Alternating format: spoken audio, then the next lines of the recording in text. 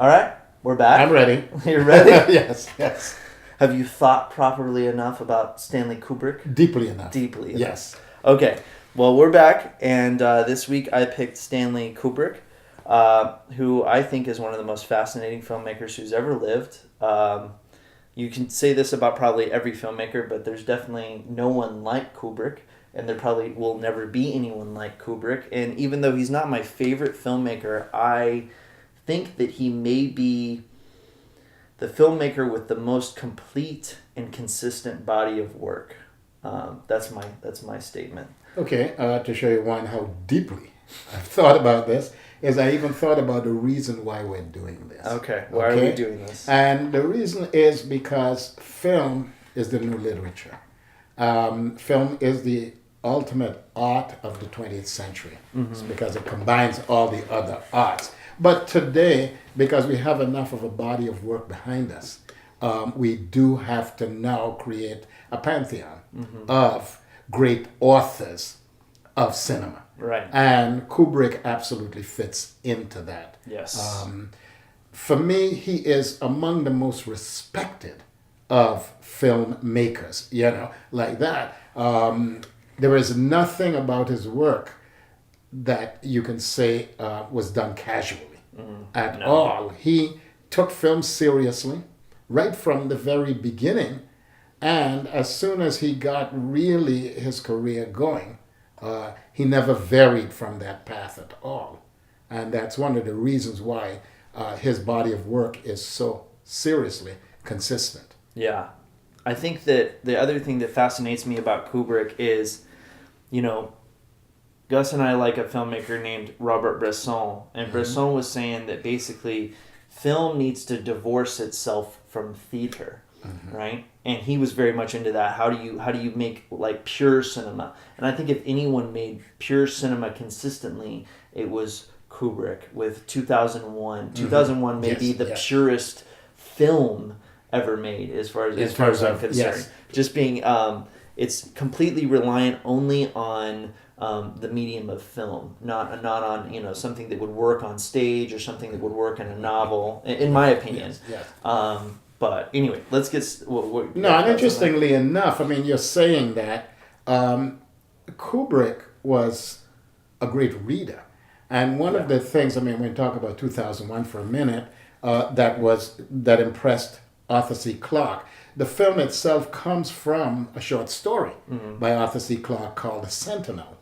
And he said that when Kubrick approached him about making a movie of it, he wondered because it is a short story. And he said between the time that he okayed Kubrick the rights to make the film and Kubrick was ready to make the film, Kubrick had read close to 1,000 books on space travel and all the possibilities of it, to the point where he said Kubrick was an absolute expert in the area. And then after taking all of that knowledge, he then separates himself, as you say, from the spoken or the written word as such, and creates pure cinema out of that. Yeah. That to me is a fascinating journey that he took. But it's also what makes the film so rich. Right. Well, like you bring up his research, for every project, I think is extreme. Yes. But also, you're saying something that's interesting is I think every one of his films is an adaptation.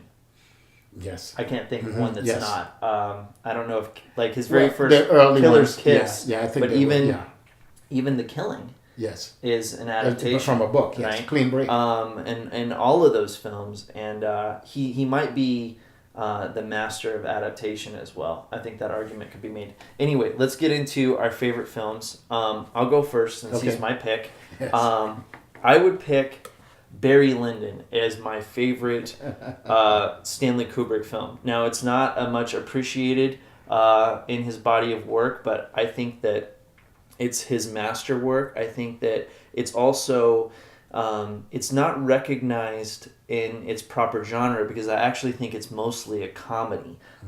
It's a dry comedy. It's a very dark, bleak comedy, but it's very, very funny. And I would ask anyone who's been bored by it to try to re-envision it or accept it as a comedy. I think what he does visually in it and what he does with the pacing and the structure and the story is fantastic. And I think that he smartly cast Ryan O'Neal, Yes. who is someone who you would not have anticipated for Kubrick to work with, and you would not anticipate him to be so perfect for this role. So to me, Barry Lyndon is my absolute favorite Kubrick film. Go for it. I'm laughing only because that's the same film I picked. There we go. Okay. All right, we'll elaborate on what I said. What you said, and it's true about the comedy, it's an ironic comedy. He takes one of the classic novels Yeah. and he turns it. The novel itself has a tone to it, but he gives it his own spin. And then you also touch on the other thing.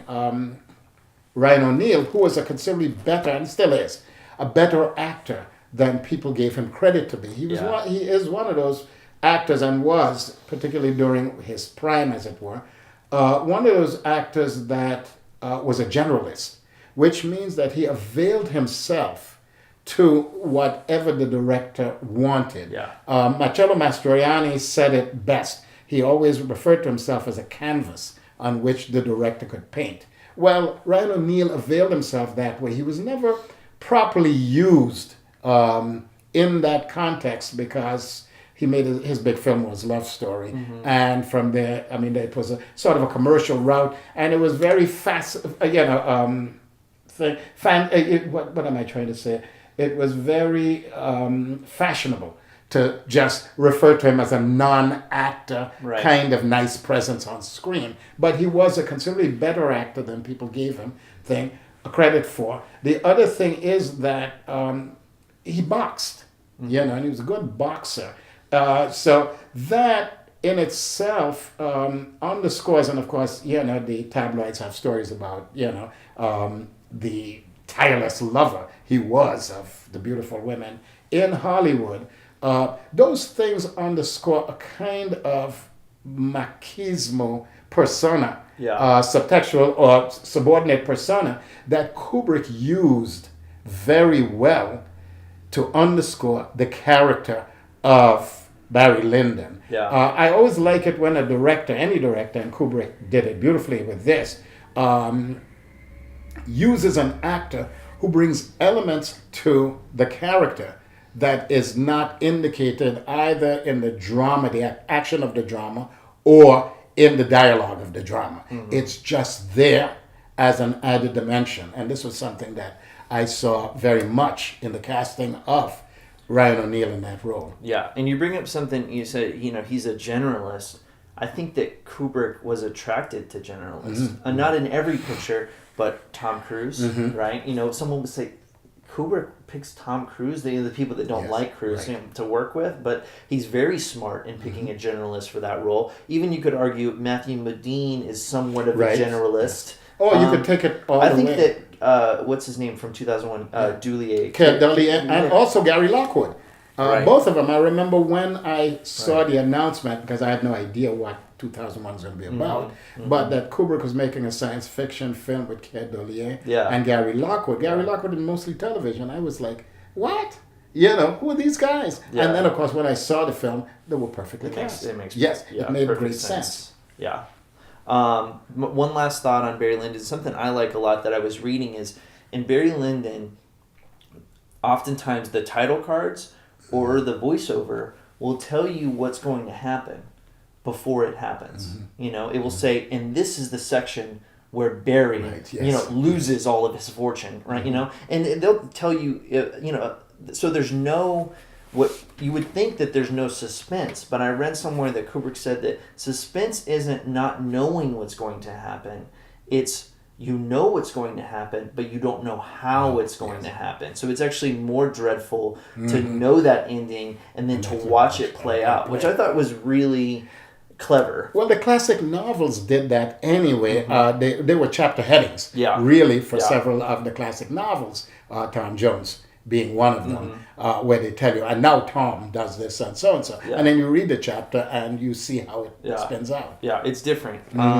So what do you think? I'll let you go now. What do you think is his most underrated film? Or far and away, and maybe my favorite of all his films. I like a lot of them. I really like them passionately. Yeah. My favorite, Lolita. Okay. And I remember when I first saw Lolita, I was in acting school, and I saw it with a bunch of acting friends, and I don't think any of them liked it. Okay? There was a film called Sundays and Sibel, which was around at the time with similar ingredients in its plot. And they all felt it was so much better, and they felt that this was, just not very good. Mm-hmm. Then later on, I met Edward Albee. This was at a playwrights thing, and we were talking about things, and he had announced that he was adapting Lolita for the stage, and I said, why? And he looked at me and he said, well, someone has to correct the misrepresentation of this story by Stanley Kubrick. And he was very smug about it. Mm-hmm. And of course he did it, and it may be the worst play he has ever written. Okay? And then later on, Alan J. Lerner decided, I have no idea, it's Alan J. Lerner decided? Yeah. Again, later on, Alan J. Lerner, this wonderful lyricist and book writer of My Fair Lady, Camelot, Paint Your Wagon, and these wonderfully lyrical and literate works, decided that he would adapt Lolita as a musical. Yeah. And why Lolita as a musical? That's the first question. And he called it Lolita, My Love. Okay. And I have somewhere on the shelf here, I have the lyrics, and I once had the album even. And it's not very good at all. It's terrible. In other words, and Alan J. was a wonderful writer, but he could not solve the problem of that novel. Mm-hmm. And so there's an opera as well that hasn't solved the problem, where I think Kubrick did. And that film lasts and lasts. And I'll tell you what I think is wrong with everybody's adaptation and why Kubrick got it right. I've read Nabokov essentially disowned the Kubrick film because he had written a screenplay, an adapted screenplay from his novel, which Kubrick had ordered, or Kubrick had purchased from him. And then Kubrick took it and Kubrick rewrote it. And Nabokov so disagreed with it that he published his screenplay. And I read both. And the most serious difference is, one, in details to start with. Nabokov hewed closely to his own novel, and of course, detail after detail. But the real difference was Kubrick switched two things. He switched the tone of the story, and he made it a black comedy. Mm-hmm.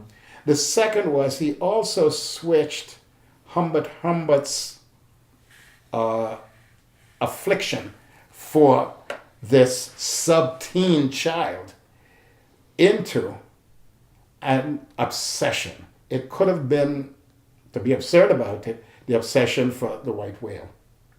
But what he said is, if you become so obsessed by something, it will destroy you.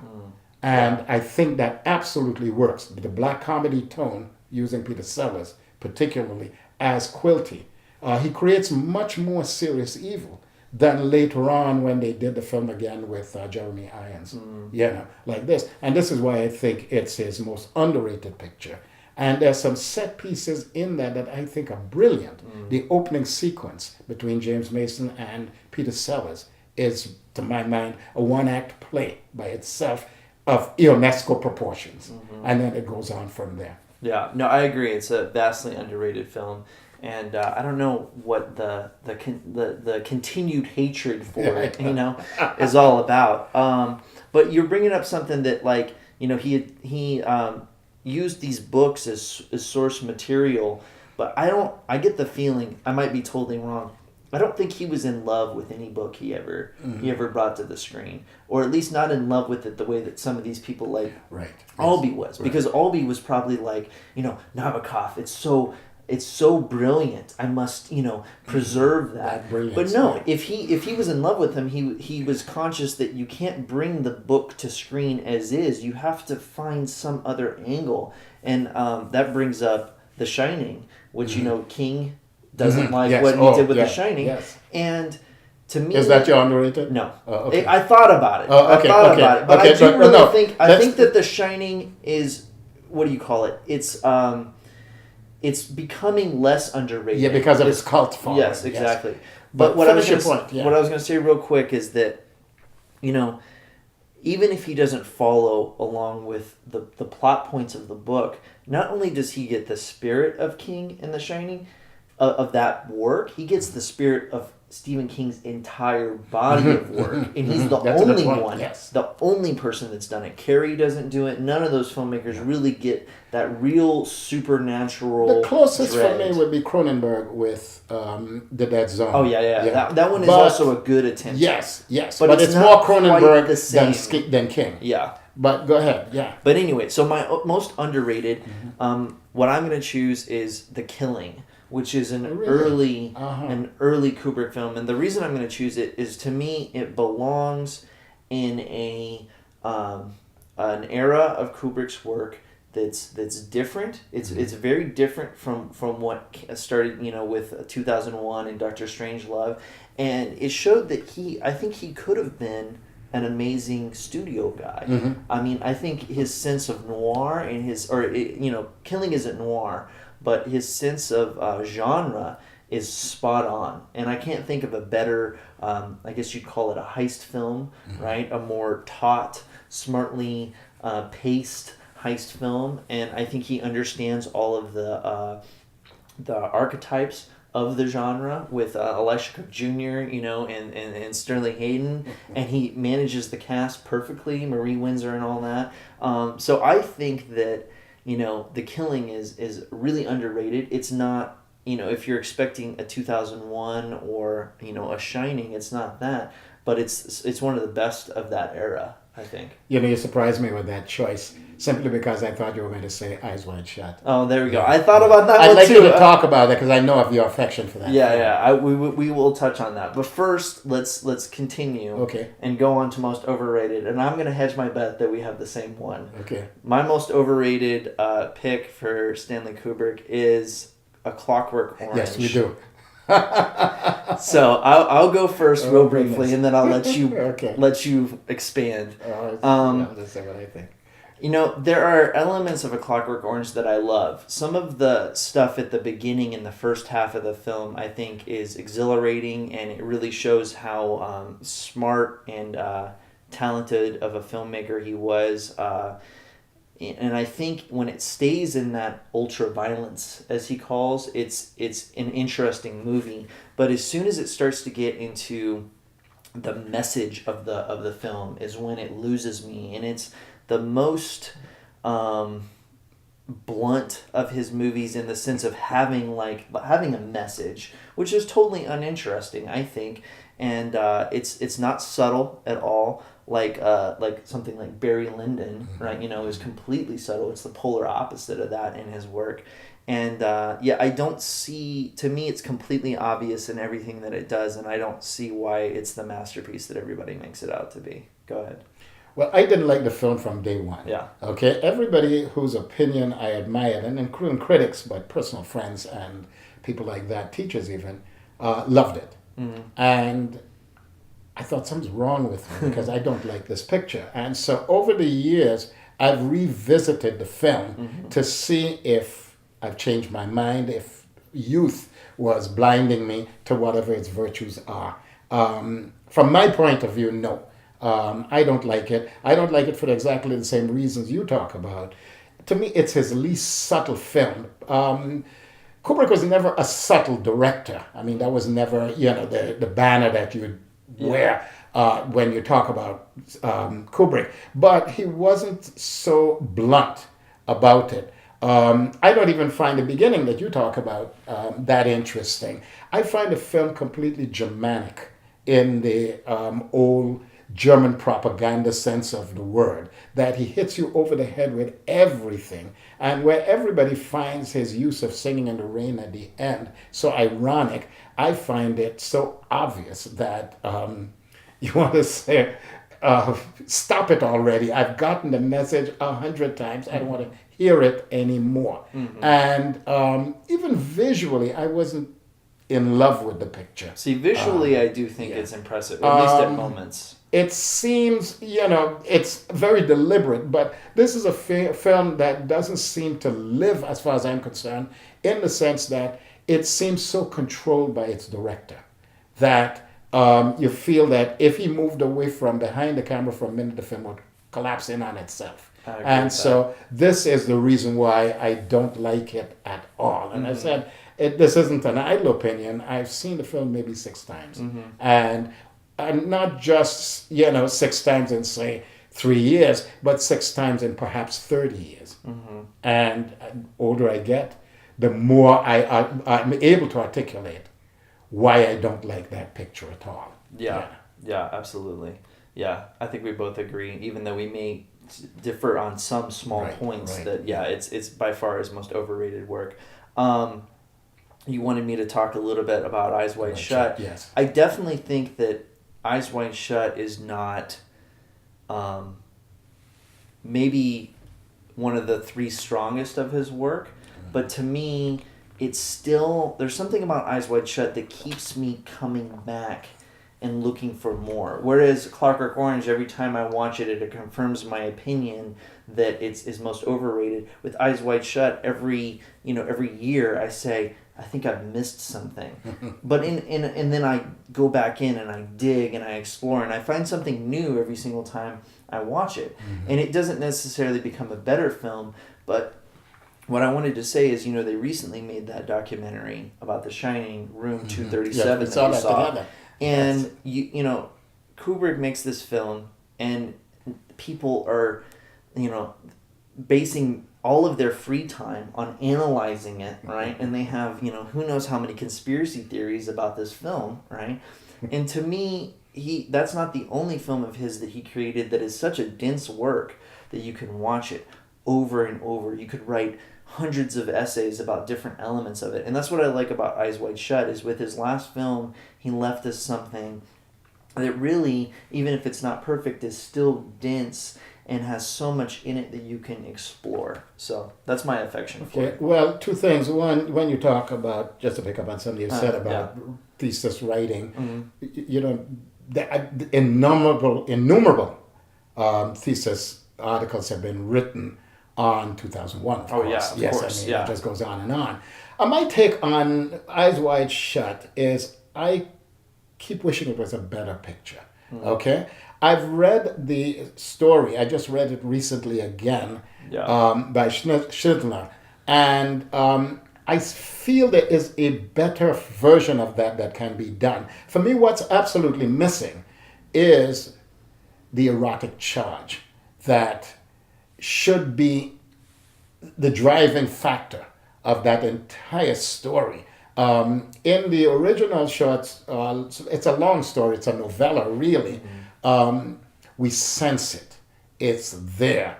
Somehow I feel that Kubrick and Frederick Raphael, who did the adaptation, missed that. Okay. Camera died. Yeah. I think they missed that. And in so doing, since it really wasn't there, we get it in bits and pieces. The other thing is, I'm not sure that I fully agree with the casting. Tom Cruise and Nicole Kidman.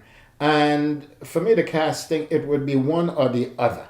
They were cast because they were married. And yes, perhaps privately, they had an erotic connection because of being husband and wives, even if a kid in common, or more than one. But it doesn't come across on screen. So what I'm saying is, either I would have replaced, say, the Tom Cruise character, Tom Cruise as an actor, with another actor across from Nicole Kidman, or vice versa. I cast another woman across from Tom Cruise where there'd be more of an erotic connection that is unspoken, but there.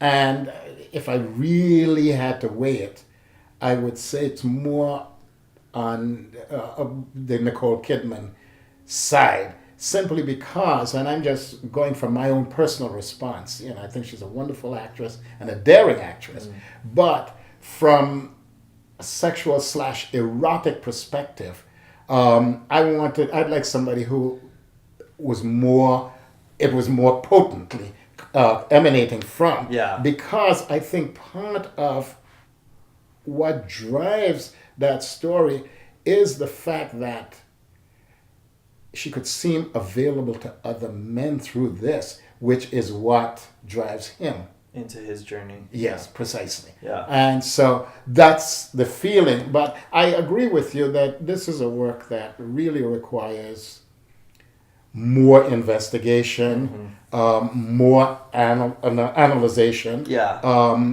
more deeper viewing, really. And that goes back to my original point that now cinema has become part of literature. Right. And subsequently, we don't watch a movie like this from a thoughtful director like Kubrick once and just say, oh, I liked it or I didn't like it. We look back into the work, we begin to deconstruct it analytically, intellectually, dramatically, from a literary perspective, and finally from a cinematic perspective, touching on everything we talked about, from the casting to the script to the direction to the cinematography. Yeah, and I just to comment on what you said, I do agree. I wouldn't argue at all with you about the eroticism being missing from it. I don't know if maybe that wasn't his aim. We don't know, or maybe it was, and he fell short. I do think that Cruise is good for it, personally, but I can see what you're saying about the missing counterpart to that. The section of the film that I like the most is when she sets him off on that journey by telling him that she thought about cheating on him, and he's wandering the streets of New York. Yes. To me, that is what, before any of the orgy stuff, that is what's really interesting when he goes to the woman's house and her father's died, and she makes a call, a pass at him, and then he goes to the prostitute, and some of these interactions are really interesting. The part of the film that I hate is the ending. It's straight up Clockwork Orange Kubrick in terms of being very obvious with her line, well, you know what we have to do now, right? And what? We have to fuck. You know what I mean? And to me, it's that, like, it's not, it dates the film, it boxes the film in, it doesn't leave it with any sort of mystery to it. And it seems like trying to shock someone, trying to shock us. And really, that's not very shocking. Not at all, no. No.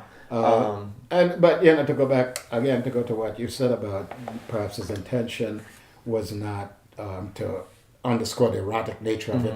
But if that was the intention, then why take that story? Yeah, that's a good question. Very much part of that story. Yeah. And as I said, I read it about 2 months ago, in November it was. I was in California and I took the book with me. And I read it because I wanted to see if, one, I had any idea how to adapt it, but two, if there was something that I missed, because I very much respect Frederick Raphael, who did the screenplay. He did Darling, he did several of the films that I really like.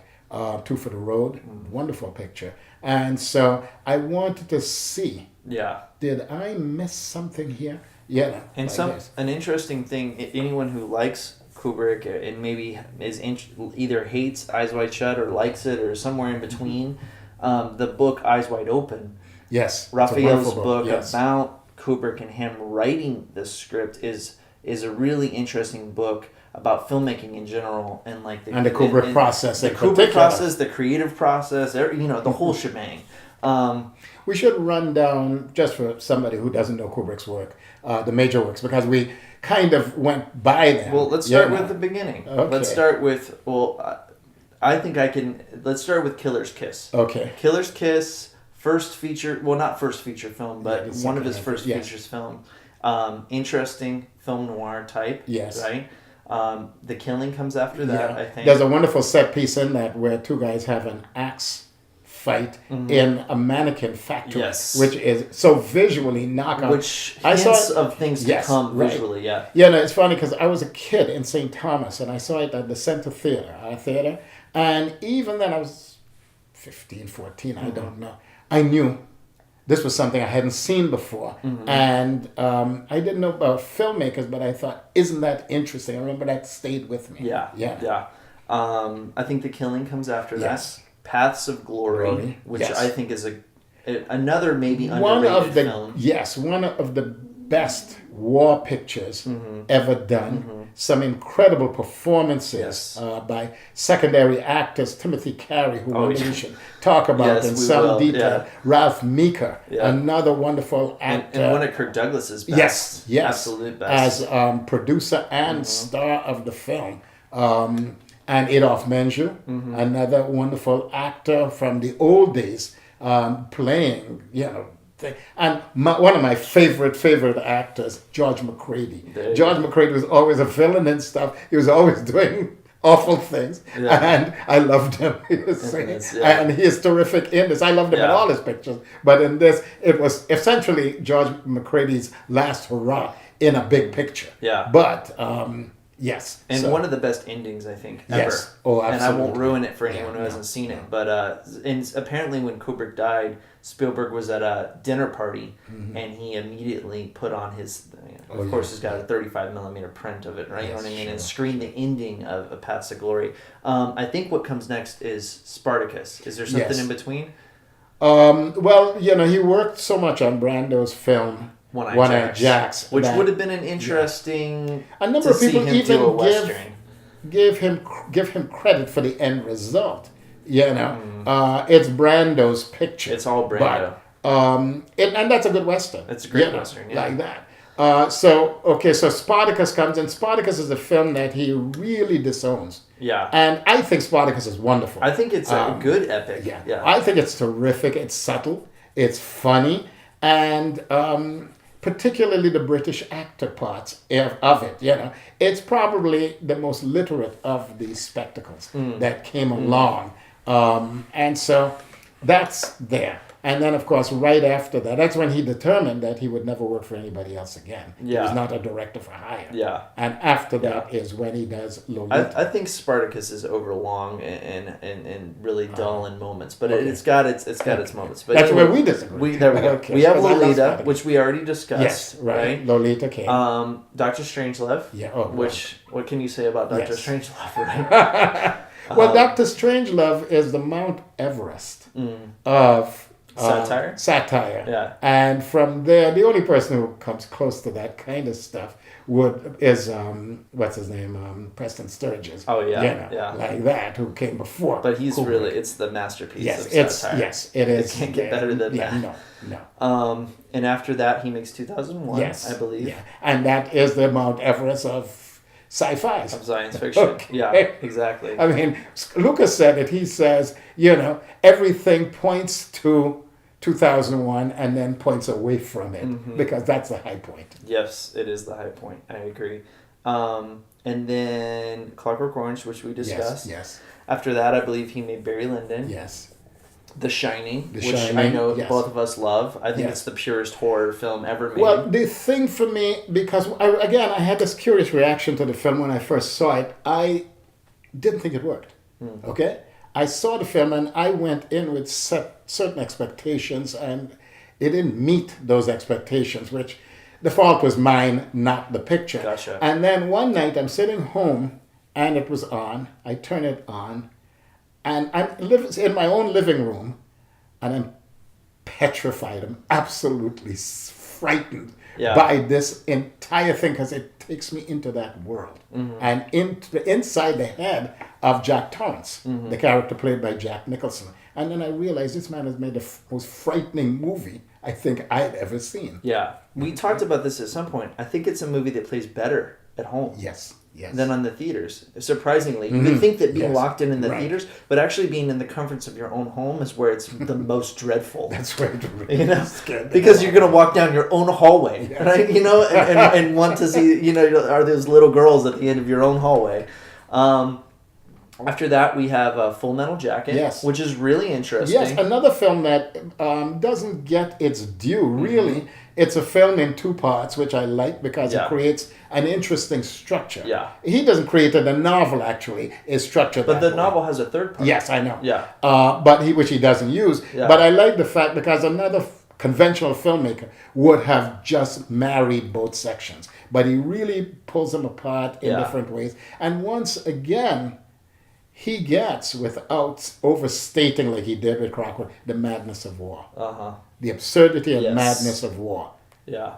I agree. And then to end us, Eyes Wide Shut. Yes, to end. And of course, there were projects that he was working on. the Napoleon. AI, Mhm. which Spielberg ended up doing. Yes. And Napoleon, and we mentioned One-Eyed Jacks. And to me, a film of his that I really would have liked to have seen, I can't remember the exact details, but he was working on a film about the Holocaust, and I can't remember the title of it. Calling the Aryan years, I think. Yeah, the Aryan letters or Letters, something yeah, like yeah, that. something like that. But anyway, he was working on that, and then when one of our cameras died, when he made, I think when Spielberg made Schindler's List, he said it's been done, Mm-hmm. but I disagree with him. But I also read that he was critical of Schindler's List, in the sense that he said Schindler's List is about one man's victory, right? In the end, it's about victory, right? And he said, in the Holocaust is not about victory, and that his film would have not have been about that. And that fascinates me. I think that would have been really interesting to see him tackle that subject. What I find interesting with him is that he would put in all this time, years, Yeah. it was really studying a subject, and then for whatever whimsical reason, and they're not necessarily whimsical to him, but to us standing outside, he just say, "No, I'm not going to do that." Yeah. Napoleon was because there was a film called Waterloo that came out with Rod Steiger's Napoleon, a Russian film, and he just decided he didn't want to run into conflict with that picture because he had wound up having that problem with Strangelove when Failsafe, Yeah. Right. Sidney Lumet's straight version Yeah. of the same incident occurred, and he said he just didn't want to get into that at all, which was a shame in a way because I wish he had done Napoleon. I really, and I even like the idea of Jack Nicholson being a Oh, yeah, it Napoleon, would have been which would have been an interesting Yeah. choice. I've read that he also had approached one of my favorite actors, Oscar Werner, about either playing Napoleon or one of the other characters. That would have been in really it, interesting which I would to have see thought him work would with have Oscar been Werner. interesting. Yes. Yeah, I think that the one thing I can say, though, about his entire body of work, he never repeated himself. No. Like, in Napoleon, in my mind, I'd like to see what he did with it, Yes. but it's connected to Barry Lyndon, and I almost am happy that there's, it's at Well, I least guess the the closest. script exists. So, Yeah, because yeah. there is a tour, and I wish it would come here to Phoenix, where they're showing at museums or somewhere all of the artifacts Yeah. of Stanley Kubrick, Yeah. including these scripts and unfinished projects, Yeah. because he is a director whose unfinished projects are almost as interesting As as his his finished works. And unfortunately, we'll get to see Baz Luhrmann screw it all up on TV. You know that No. Spielberg is producing the Oh, Napoleon. I didn't know that. No. And Baz, the terrible director Luhrmann, is the one that they've chosen to do it. Which I go. That you couldn't pick anyone further from Kubrick, yes. a misunderstanding. That's a total misunderstanding of who should helm that. Anyway, Someday we should talk about Baz Luhrmann, because I don't fully agree with you that he's a terrible director. but Nice. It's amusing. that'll be a hate fest when we talk.